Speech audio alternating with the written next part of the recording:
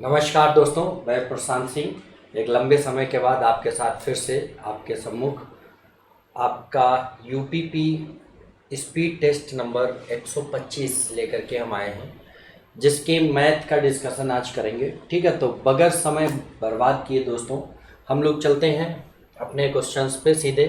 Question आपको जो लोग ऑफलाइन क्लासेस कर रहे हैं या ऑफलाइन एसटी देने आते हैं उनको मिल चुके होंगे ऑलरेडी, और जो लोग नहीं देने आते उनको मैं यहाँ पर स्क्रीन के माध्यम से क्वेश्चन डिस्प्ले कर दे रहा हूँ।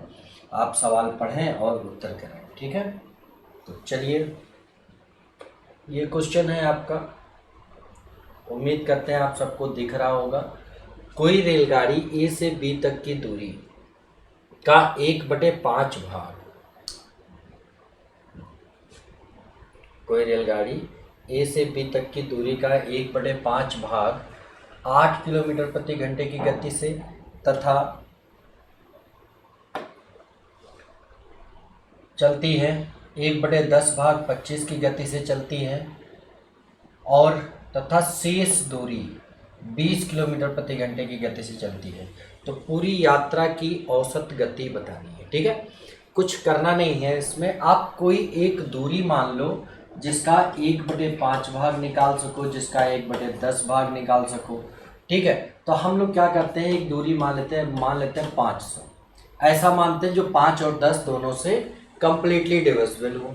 तो 500 मान लिया, तो ये 500 का 1/5 भाग कितना हो जाएगा, 100 किलोमीटर दूरी 8 की चाल से तय करी गई, तो टाइम क्या लगा होगा, 12.5 घंटे।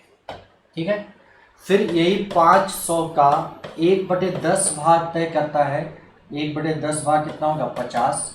ये 25 की गति से करता था, 25 की गति से मतलब 2 घंटा लगेगा। शेष बचा कितना, 500 था, और इसमें से इसने तय कर दिया 100 और 50, 150, तो बचा कितना, 350 किलोमीटर। अब ये 350 किलोमीटर इसने 20 की चाल से चला, तो समय लगा होगा 17.5 घंटे। अब भाई देखिए, एवरेज स्पीड होती है, एवरेज स्पीड औसत चाल होती है total distance upon total time. ठीक है, टोटल टाइम, कुल दूरी बटे कुल समय बराबर औसत चाल होती है। ठीक है, तो कुल दूरी आपकी 500 है और कुल समय आपका कितना है, 12 2 14.5 और 17, तो 15 7 5 12 32। ठीक, 32 घंटे टोटल लगे। इनको भाग लगा देंगे तो आपका ऑप्शन डी करेक्ट हो जाएगा, यानी कि आपका जो उत्तर आएगा वो 15.625 आ जाएगा। ठीक है भाई, उम्मीद करते हैं आप लोग को समझ आ गया होगा। स्क्रीनशॉट लेना चाहते हैं ले सकते हैं। ठीक है, चलते हैं अगले क्वेश्चन पर। अगला क्वेश्चन देखिए आपकी स्क्रीन पर, यह है, पहले पढ़ लें। 5 किलोमीटर प्रति घंटे की गति से चलने पर एक छात्र अपने विद्यालय 15 मिनट देरी से पहुंचता है। ठीक है, चलो कोई नहीं, 15 मिनट देरी से हो गया। ठीक है, और 3 किलोमीटर प्रति घंटे की गति से चलने पर 9 मिनट देरी से पहुंचता है। 15 मिनट पहले पहुंचता है और यहाँ 9 मिनट देरी से। तदनुसार उस छात्र के घर तथा विद्यालय के बीच की दूरी, कुछ नहीं करना है, दोनों स्पीड से, पहली स्पीड है आपकी कितनी, 5 किलोमीटर प्रति घंटा, और दूसरी है 3। इन दोनों स्पीड से जाता कहाँ है, अपने घर से विद्यालय। मतलब कि दोनों चालों के लिए दूरी समान है, तो तुरंत हम समझ जाएंगे कि हमारा जो टाइम का रेशियो होगा वो जस्ट इनवर्स होगा। ठीक है, और यहाँ पर देखिए 15 मिनट कम लग रहा था और यहाँ पर 9 मिनट ज़्यादा। अब देखिए, अगर इनका अंतर देखें हम लोग, 15 और 9 का अंतर, तो आप कहोगे 24 मिनट का, और यहाँ अंतर देखो तो कितना है, 2, यानी कि इस 2 की वैल्यू, 2 अनुपात की वैल्यू 24 मिनट है, तो 1 की वैल्यू 12, तो 3 की वैल्यू 36 मिनट, यानी 36 मिनट में पहुंच रहा था। कब, जब ये 5 की चाल से चल रहा था। तो डिस्टेंस क्या होगी, 5 किलोमीटर प्रति घंटे की चाल से 36 मिनट, मिनट है तो बटे 60 और कर लेंगे, 5 से 12 बार, 12 से 3 बार, यानी कि आपकी जो डिस्टेंस आएगी वो 3 किलोमीटर आ जाएगी। ठीक है, बहुत आसान सा सवाल था, कुछ नहीं था इसमें। चलिए अगले सवाल पर चलते हैं। अगला सवाल भी 12,000 रुपये की धनराशि चक्रवृद्धि ब्याज पर जमा करने पर 5 वर्ष में दोगुनी हो जाती है, तदनुसार वह राशि 20 वर्ष बाद कितनी हो जाएगी? कुछ नहीं करना है भाई, सीधे से बात समझ लो। ये कह रहा है 5 वर्ष में दोगुनी हो जाती है, ठीक है। तो कोई भी धनराशि होगी, मान लो अगर 1 रुपये थी तो ये 5 वर्ष बिताएगा और 2 रुपये हो जाएगा, हो जाएगा। अब आने वाले 5 वर्ष में फिर 2 गुना होगा, लेकिन अब कहाँ से होगा? 2 से, क्योंकि चक्रवृद्धि ब्याज का मतलब ये है कि जो 1 साल या 2 साल या 5 साल बाद जो भी मिश्रधन आया आने वाले वर्ष के लिए मूलधन होता है। तो अब फिर अगला 5 वर्ष आएगा, फिर यहाँ से 2 गुना हो जाएगा 4, फिर अगला 5 वर्ष आएगा, फिर यहाँ से 2 गुना हो जाएगा 8, फिर अगला 5 वर्ष आएगा और यहाँ से 2 गुना हो जाएगा 16। अब देखो 5 5 10 5 15 5 20 वर्ष हो गए, और 20 वर्ष की ही बात कर रहा था। तो आपने देखा अगर धनराशि 1 थी तो कितनी हो जाएगी? 16, मतलब 16 गुनी हो जा रही है। तो 12,000 अगर धनराशि थी तो इसका 16 गुना कितना होगा? 1,92,000। ठीक है, आपका डी ऑप्शन करेक्ट हो जाएगा। ठीक है भैया, उम्मीद करते हैं कि आप लोगों को बात समझ आ रही होगी।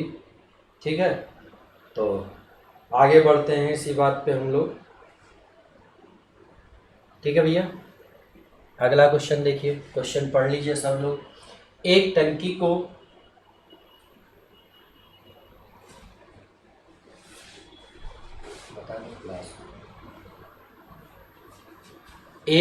को एक बड़ा नल दूसरे छोटे नल की तुलना में 3 गुना जल्दी भर सकता है।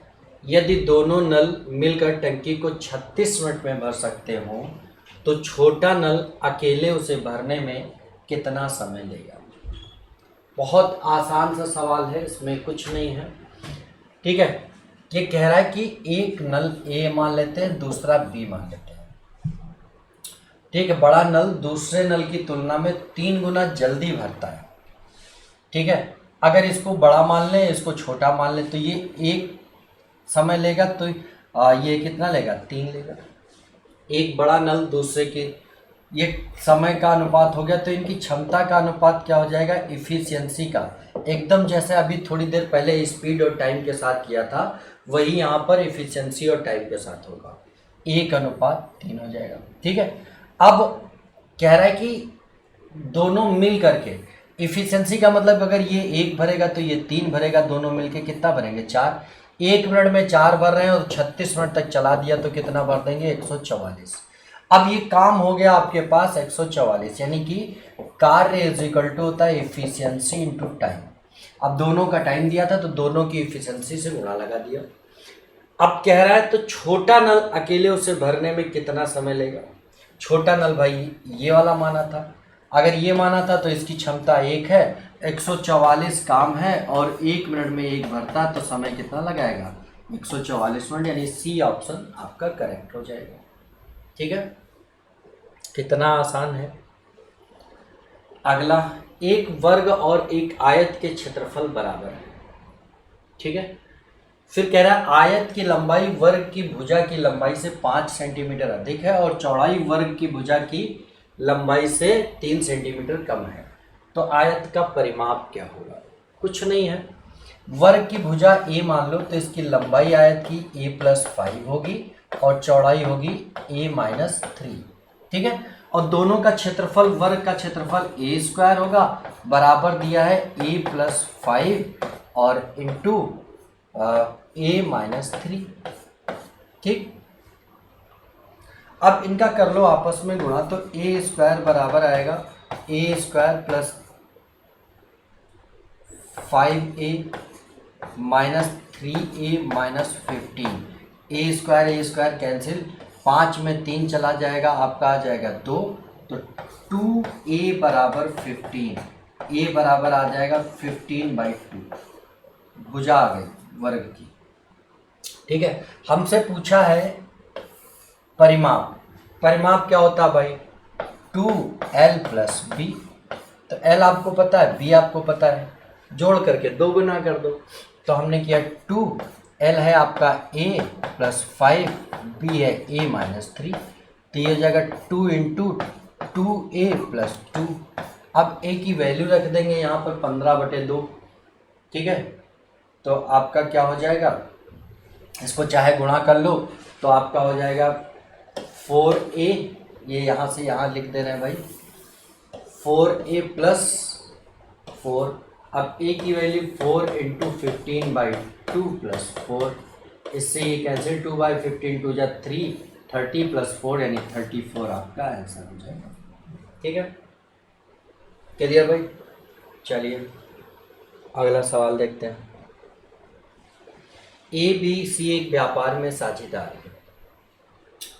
ए पूरे वर्ष के लिए 4,000 रुपये लगाता है। ए देखिए लगा दिया 4,000 रुपये पूरे साल यानी 12 माह के लिए। फिर बी कह रहा है आरंभ में 6,000 लगाता है, 6,000 लगा लिए, और 4 माह यानी ये 4 माह तक चला, और फिर इसने क्या किया, अंत में बढ़ाकर 8,000 कर देता है, मतलब 8,000 हो गए, ठीक। 4 माह बीत चुके तो बचे कितने, 8 माह। सी क्या करता है, 8,000 रुपये लगाता है और 9 माह बाद 2,000 रुपये निकाल लेता है, तो बचते कितने, 6। तो ये कितने दिन तक चलेंगे आपके, 3 माह तक, 9 3 12। अब इनको जोड़ करके इनका अनुपात बना करके उसी अनुपात में आपको इस लाभ को बांट देना है, ठीक है। और जब इसको बांटेंगे तो आपका जो उत्तर आएगा वो ये आ जाएगा, ठीक। इसको हल कर लीजिएगा, इसमें और कोई टेक्नोलॉजी नहीं, कैलकुलेशन है, ठीक। कैलकुलेशन आप लोग करेंगे, ठीक है भाई। चलते हैं अगले क्वेश्चन पर, अगला देखते हैं। संजय 2400 रुपये में कुछ रिम कागज़ खरीदता है और वह उस पर 1200 रुपये अतिरिक्त खर्च करके 100 किताबें तैयार करता है। मतलब 2400 प्लस 1200 बराबर 3600। 3600 में 100 बनाई तो एक कितने की होगी, 36 रुपये की होगी, ठीक है। अब कह रहा है कि प्रति किताब, हमने सीपी निकाल लिया, आपका सीपी आ गया। अब कह रहा है कि उसे प्रति किताब कितने रुपए अंकित मूल्य तय करना चाहिए कि वह 10% की छूट देकर भी 15% का लाभ प्राप्त करे। अगर 10% छूट देता है तो बेचेगा कितने का, 90 का, ठीक। और 15% लाभ लेता है तो कितने का बेचेगा, 115। हमेशा याद रखिए दोस्तों, जब इसको डिटेल में हल करेंगे तो ये आपका मार्क प्राइस बन के आएगा, जो लाभ के बाद है, और जो डिस्काउंट के बाद है वो कॉस्ट प्राइस का रेशियो बन के आएगा। अब यहाँ पर 90 बराबर आपको दिया है 36, तो 115 बराबर बताना है 36 गुणे 115/90, 18 95, 18 दूनी 36, 23 यानी कि 46 आपका उत्तर हो जाएगा। क्या हो जाएगा, 46 रुपये, ठीक है। बहुत छोटा सा सवाल था, डिस्काउंट का है। आगे चलते हैं, इसमें तो कुछ है ही नहीं साहब, करना पड़ेगा। अब ऐसे सवाल बताने पड़ेंगे हमें। अगर ऐसे सवाल बताने पड़ रहे हैं तो इसका मतलब कहीं ना कहीं आवश्यकता है बताने की, तभी तो। चलिए अगर हम इसको हल करें तो क्या आएगा, 7 आएगा। इसको उधर भेज दें तो क्या आएगा, √x की वैल्यू 8.2 माइनस 7 यानी 1.2। रूट हटाएंगे तो इधर स्क्वायर लग जाएगा, इसका स्क्वायर 144 होता है, 2 के बाद दशमलव यानी कि 1.44 उत्तर, ठीक है। अगले क्वेश्चन पर आते हैं। अगला क्वेश्चन क्या कह रहा है, √3 की वैल्यू यहाँ पर दी है तो इसकी वैल्यू बतानी है 1/1.732। इसको भाग लगाएंगे, यही आएगा लगभग, हाँ यही आना चाहिए, 577, ठीक है। यही आएगा, ये भाग लगाना है बस, आपका ये उत्तर हो जाएगा, ठीक है। बहुत छोटे छोटे सवाल है, कैलकुलेशन है खाली। एक आदमी ने 13 वस्तुएं प्रत्येक 70 रुपये मूल्य वाली, 13 वस्तुएं खरीदी हैं 70 रुपये मूल्य वाली, तो टोटल कितने खरीदा होगा, 910 रुपये का। 15 वस्तुएं खरीदी हैं 60 रुपये वाली, तो कितने खरीदी होंगी, 900 का। और 12 वस्तुएं खरीदी हैं 65 रुपये वाली, तो 12 6 720, 12 5 60, 780 रुपये का, ठीक है। तो अब देखेंगे टोटल इसने खरीदा कितने रुपए का, 0819 और 9 दूनी 18, 8 7 15, 2590 रुपये का खरीदा। और टोटल आर्टिकल कितने खरीदा, 40। तो 2590 रुपये में 40 वस्तुएं खरीदा है, भाग लगा दो भाई, 4 छंग 24, 64.75 आ जाएगा। 4 छंग 24, 4 चौके 16, 3 19, हाँ 64.75 आपका उत्तर आ जाएगा। ठीक है भाई, अगला क्वेश्चन देखते हैं।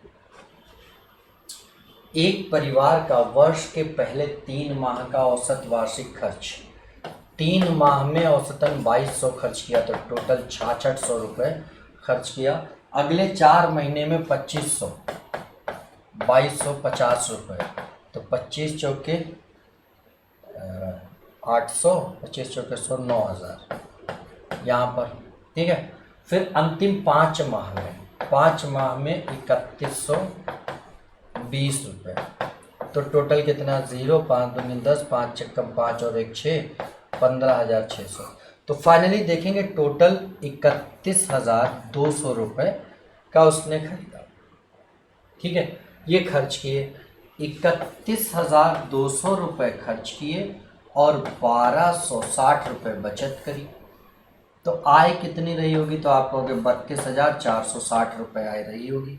ठीक है, तो पूछा है रही तो औसतन मासिक आय क्या होगी, तो 32,460 रुपये आय है पूरे वर्ष की, तो माह की कितनी होगी, बटे 12 कर देंगे, तो 12 दूना 24, 12 सत्ते 84, 0 12 पंचे 60, ये आएगा 2705 आएगा भाई। ये नहीं होगा इसमें, या 2800 नहीं होगा, इसका आंसर 2705 होगा। आप लोग भी एक बार चेक कर लेना, 2805 ऑप्शन में दिया, लेकिन मेरे हिसाब से 2705 होगा। ठीक है, क्लियर दोस्तों, समझ आ रहा है, उम्मीद करते हैं कि आ रहा होगा, बेहतरीन। अगले क्वेश्चन पर चलते हैं। किसी खेत के 2/5 भाग को ए 6 दिन में करता है, ए 2/5 भाग 6 दिन में करता है, तो पूरा करेगा 5/2 कर देते हैं, तो 3 × 5 = 15। ठीक है, और बी 1/3 भाग 10 दिन में करता है, तो 3/1 कर देंगे 30। अब दोनों मिल करके कितने दिन, मान लो काम 30 था, इसकी क्षमता आएगी 2 और इसकी आएगी 1। 30 काम था, 15 दिन में करता, तो 1 दिन में 2 करेगा, और 30 काम 30 दिन में, यानी 1 दिन में 1। अब कह रहा है ए और बी मिलकर उस काम का 4/5, इसका 4/5 24। इस 24 काम को दोनों मिल के करेंगे, दोनों मिली क्षमता 3 है, तो समय कितना लगाएंगे, 8। देखिए भाई, ये टेस्ट पेपर स्पीड टेस्ट है, इसका डिस्कशन चल रहा है, बेसिक नहीं पढ़ा रहे हैं, इसलिए स्पीड हमारी तेज़ है और हम उसको तेज़ ही रखना चाहेंगे। ठीक है, अगर किसी को कोई दिक्कत होती है तो आप कमेंट के माध्यम से बता सकते हैं, तो हम निश्चित तौर पर अगली क्लास में, अगले समय में, या ज़रूरत पड़ेगी कि आपको कॉन्सेप्ट्स की ज़रूरत है, तो उसका एक निर्धारित समय कर लेंगे जिस पे काम शुरू कर देंगे। ठीक है, ए बी की तुलना में 2 गुना बेहतर है, तुरंत लिखो ए, बी अगर 1 है तो बी ए 2 गुना बेहतर है, यानी ये क्षमता की बात कर रहा है। दोनों मिलकर काम को 14 दिन में, दोनों की मिली क्षमता 3 है और 14 दिन में करते हैं, यानी काम होगा 42। ठीक है, यदि ए अकेला उस कार्य को करे तो कितने दिनों में कर देगा, 42 काम है, ए की क्षमता 2 है, यानी दिन लगेगा 21। ये हो गया आपका उत्तर। अगले सवाल पर आते हैं। यदि साधारण ब्याज पर लगाई गई कोई राशि 8 वर्षों में 7 गुनी, देखो 8 वर्षों में 7 गुनी, अगर मूलधन 1 था तो मिश्रधन 7 होगा, ब्याज मिल रहा 6, तो पूछ रहा है कितने वर्षों में वही मूलधन 1 जो था 19 हो जाएगा, यानी ब्याज कितना मिलेगा, 18। अब आपको याद रखना है कि 6 से कितना गुना हो रहा है ब्याज, तो कहोगे 3 गुना हो रहा है, कितना गुना, 3 गुना, तो ये धनराशि, ये समय भी 3 गुना हो जाएगा, यानी 8 × 3 यानी 24। याद रखना कि वर्ष और ब्याज दोनों ही डायरेक्टली प्रोपोर्शनल हैं अगर ब्याज की दर और मूलधन समान है तो। ठीक है, तो जितना गुना ब्याज बढ़ेगा उतने गुना समय बढ़ जाएगा, यानी 24 वर्ष लग जाएंगे। ठीक है भाई, ये हो गया आपका अगला क्वेश्चन देखते हैं। यदि साधारण ब्याज पर उधार देने पर 3 वर्ष में 1380 और 5 वर्ष में 1500 रुपये हो जाती है, एक धनराशि हो जाती है, मतलब ये मिश्र धन दिया है, तो ब्याज की वार्षिक दर के लिए मूलधन निकालना है। अब देखिए ये दोनों यहाँ से यहाँ देखो तो 2 वर्ष बढ़ गए और ये मिश्रधन बढ़ गया कितना, 120। तो आप कह सकते हैं कि जो मिश्रधन बढ़ा है वो मिश्रधन नहीं, ब्याज बढ़ा होगा। कितने दिन में, 2 वर्ष में। तो 1 वर्ष में कितना हो जाएगा, 60 रुपये। तो 3 वर्ष में कितना हो जाएगा, 180। यानी कि 3 साल का जो ब्याज है 180 रुपये है और मिश्रधन ये है। इसमें से 180 माइनस कर दो तो मूलधन मिल जाएगा। ये प्रिंसिपल है, ये ब्याज है और ये मिश्रधन था।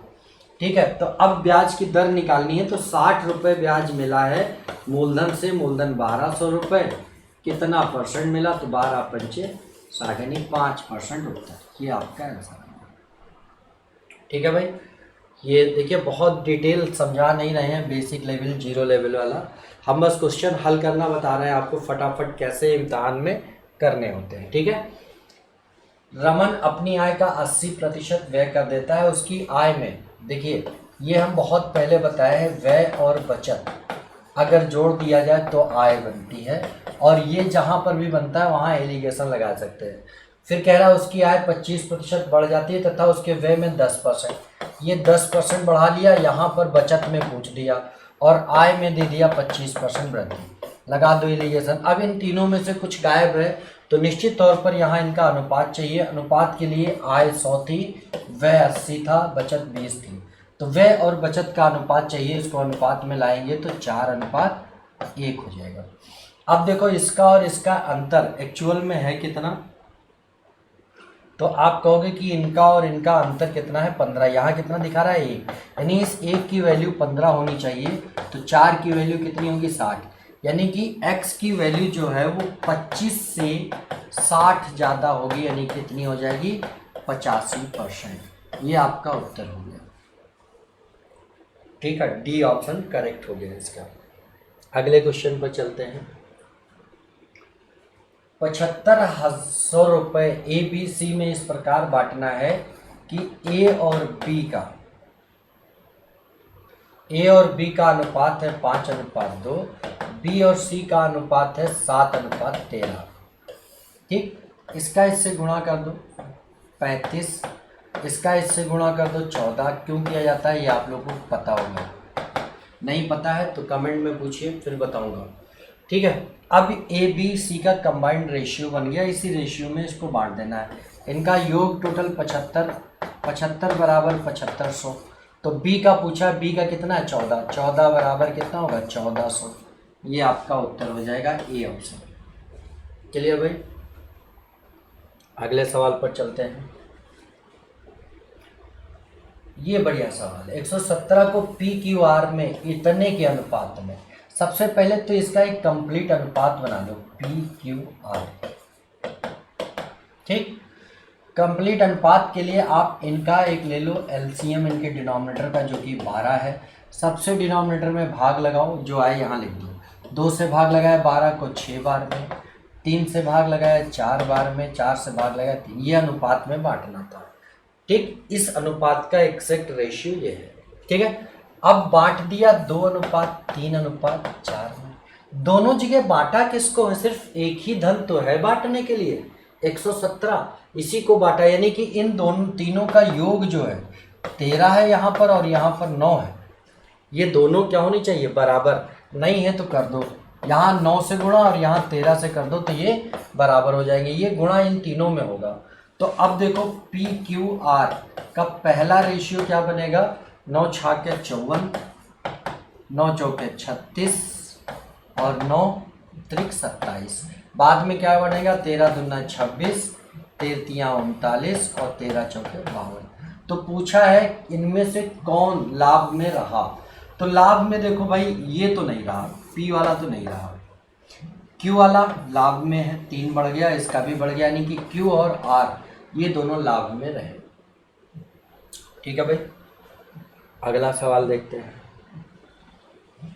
यदि किसी संख्या को दोगुना करके 9 जोड़ा जाता है, इस प्रकार प्राप्त संख्या का 3 गुना, मतलब प्राप्त संख्या का 3 गुना 75 है, यानी कि 1/3 प्राप्त संख्या रही होगी, यानी वो संख्या 25 रही होगी। कब? जब 9 जोड़ा गया। अगर ना जोड़ा गया होता तो कितनी रही होती? 16।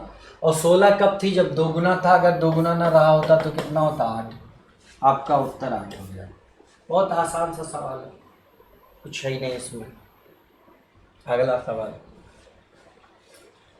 हाँ ये सवाल है, दो संख्याओं का मासा और लासा क्रमशः 18 और 378 है। इनमें से एक संख्या, बस गुणाफल को एक संख्या से भाग लगा दो, दूसरी मिल जाएगी 18 तिया 54, 3 एकम दुन्नी छन्नी 126, आपका उत्तर। ठीक, LCM into HCF upon first number is equal to second number, ये होता है। अगले सवाल पर चलते हैं। 6 देशों में जीडीपी को बिलियन अमेरिकी डॉलर में दिखाया है, जो एक मुफ्त व्यापार ब्लॉक बनाने के लिए एकजुट है। किस देश की जीडीपी 6 देशों की कुल जीडीपी का 1/5 है? जीडीपी है किधर भैया? ये है भैया जीडीपी, उम्मीद करते हैं दिख रहा होगा। ये आपका 125 है, मैं लिख दे रहा हूँ। ये आपका 125 है, ये 100 है, ये 150 है, ये 200 है, ये 100 है और ये 75 है। ठीक है, अब कह रहा है कि कुल जीडीपी का 1/5। ठीक है, ये क्वेश्चन में यही कहा है ना, किस देश की जीडीपी इन 6 देशों की कुल जीडीपी का 1/5 है। कुछ करना नहीं है इसमें, ठीक है, तो आप कर लो। कुल देखेंगे इनको, 125 है, 100 है, 150 है, 200 है, 100 है, 75 है। इनको जोड़ेंगे तो 750 है। 750 का 1/5 निकालेंगे, 150 आएगा। 150 किस में दिख रहा है भाई? ये दिख रहा है हमको। किस में दिख रहा है 150? ये दिख रहा है 150 वाला देश, सी। कौन सा देश दिख रहा है? सी। तो आपका जो उत्तर होगा वो सी ऑप्शन हो जाएगा। ठीक है, ये फिगर था, इसका लैंग्वेज पहले दे दी गई थी, कुछ खास नहीं था। ये अगला भी डीआई का है, पहले निर्देश पढ़ लेते हैं फिर फिगर देख लेते हैं क्या है। एक मिश्र धातु 1 और मिश्र धातु 2 को धातु ए बी सी डी का मिश्रण करके तैयार किया गया। पाई चार्ट 2 मिश्र धातुओं में इन धातुओं के अनुपात को दर्शाता है। यदि 1 किलोग्राम धातु 1 और 2 किलोग्राम धातु 2 को पिघलाया जाए और मिश्रित किया जाए तो परिणाम स्वरूप मिश्रण में धातु बी का द्रव्यमान कितना होगा? कुछ नहीं है, और देखते हैं धातु बी का द्रव्यमान। अब फिगर देखते हैं भाई, यहाँ पर ये धातु बी है 30%, बाकी मारो गोली। यहाँ पर धातु बी है आपका 20%। ठीक है, अगर यहाँ से कह रहा है 1 किलोग्राम मतलब 1000 ग्राम ले लो, यहाँ से 2 किलोग्राम यानी 2000 ग्राम ले लो। ठीक है, ग्राम में कन्वर्ट कर लेते हैं। अब अगर पहला वाला लिया 1000 ग्राम, इसका 30% धातु बी है, इसका 30% कितना होगा? 300। दूसरा लिया 2000 ग्राम और इसका 20% कितना होगा? 400। ठीक है, तो 400 और 300 जोड़ेंगे तो आपका कितना आ जाएगा? 700 ग्राम। उत्तर हो गया 700 ग्राम। कुछ था ही नहीं इसमें भी। अगला सवाल, एक आयत की लंबाई व चौड़ाई के बीच 7 सेंटीमीटर अंतर है। तो आप समझ गए होंगे कि लंबाई चौड़ाई से 7 सेंटीमीटर बड़ी है। एक वर्ग का क्षेत्रफल 2401 है। आयत की चौड़ाई वर्ग की भुजा से 8 सेंटीमीटर कम है। अरे तुरंत 2401 का रूट निकाल दो तो ए आ जाएगा, भुजा आ जाएगी कितनी? 49। और यहाँ से बी निकालना है तो इसमें 8 कम कर दो, आ जाएगा 41। ठीक है, तो एल निकालना है, इसमें 8 जोड़ दो, सॉरी 7 जोड़ दो क्योंकि 7 अंतर था, 48। ये चौड़ाई और लंबाई आ गई। तो आयत का परिमाप 2L 48 B 41। ठीक है, तो आपका क्या हो जाएगा? 2 × 4489 18 16 17 178 सेंटीमीटर, ये आपका उत्तर है। चलते पर बहुत आसान थी यार इस बार की एसटी, हमको लग रहा है इस बार की एसटी आसान थी। ठीक है, चलिए। साधारण ब्याज की दर से किसी धन का ब्याज 20 वर्षों में धन की 3 गुना हो जाता है। देखो 20 वर्षों में ब्याज 3 गुना होता है, तो कितने वर्षों में 5 गुना हो जाएगा। हमने कहा था ये इसका कितना गुना है, तो आप कहोगे 5/3 गुना है। तो इसका भी 20 का 5/3 गुना कर दो तो 100 अभी थोड़ी देर पहले बताया था 100/3 यानी 33 सही 1/3 वर्ष लगेंगे। जितना गुना ब्याज होगा उतना ही गुना समय होगा। ठीक है, आई थिंक ये अंतिम क्वेश्चन नहीं, अभी एक क्वेश्चन और है। चलिए, मूलधन की एक राशि पर 8% दर से 2 वर्ष में उपचित चक्रवृद्धि ब्याज इतना है। देखो 8% से 8% से 2 साल का चक्रवृद्धि ब्याज 16.64% होता है। ये बराबर दिया है 1996। ठीक, तो आपको 100%। और ये क्यों होता है, कैसे होता है, पुराने वीडियोस पड़े हुए हैं, उसमें आप देख सकते हैं। इससे कंपाउंड इंटरेस्ट 2 इयर्स का कैसे ऐसे होता है 2 इयर्स में। ठीक है, 100% बराबर बताना 1996.8 गुणे 100/16.64। इससे हटाएंगे तो ये 0 तो बढ़ जाएगा यहाँ पर, और इससे काटेंगे तो 2 चौके 8, 12 बार में ये कट जाएगा 1.2। ठीक, तो आपका उत्तर क्या हो जाएगा 12,000। हाँ ठीक है, 12,000 उत्तर हो जाएगा। आगे बहुत बहुत धन्यवाद, सवाल ख़त्म हो गए। तो दोस्तों, अगर आप लोगों को समझ आया हो या आप लोगों को ना भी आया हो तो भी कमेंट के माध्यम से बताइएगा। अभी तक मैंने किसी का कोई कमेंट नहीं पढ़ा है, अब फुर्सत में बैठ करके हम कमेंट पढ़ेंगे। ठीक है, तो दोस्तों आप लोग फटाफट अपने कमेंट के माध्यम से ये बताइएगा कि इसमें क्या और किया जाए जिससे आपको आसानी रहे, सुविधाजनक रहे। मेरे हिसाब से मैं अपनी एक फ्लो में एक प्रॉपर स्पीड में चल रहा था, क्योंकि ये स्पीड टेस्ट का डिस्कशन था जिसका डिस्कशन इसी तरीके से होना चाहिए। ठीक है, अगर आपको लगता है कुछ बेसिक सीखने की ज़रूरत है तो आप ऑफलाइन भी मिल सकते हैं और ऑनलाइन भी मिल सकते हैं। ठीक है भाई, चलते हैं, तब तक के लिए धन्यवाद। जय हिंद, जय भारत।